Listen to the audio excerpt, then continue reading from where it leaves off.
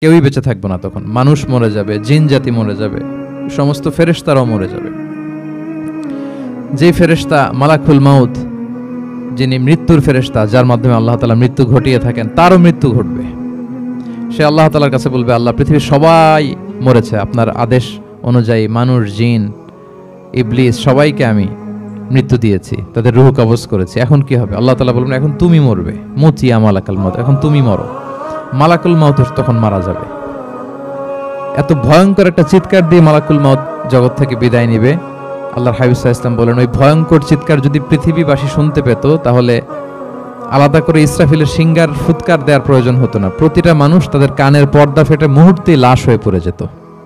মালাকুল মাউত মরে যাবে। তখন মহাবিশ্বে আর কেউ থাকবে না একটা সত্তা ছাড়া। তিনি কে? আল্লাহ সুবহানাহু ওয়া তাআলা। সূরা আর-রহমানে আল্লাহ তাআলা চমৎকার ভাবে বলেছেন, কুল্লু মান আলাইহা ফান ওয়া ইয়াবকা ওয়াজহু রাব্বিকা যুল জালালি ওয়াল ইকরাম। পৃথিবীতে যা আছে সব নিঃশেষ হয়ে যাবে, একমাত্র তিনি ছাড়া। তিনি হচ্ছেন অব্যয়, অক্ষয়, অবিনশ্বর, চিরঞ্জীব, শাশ্বত।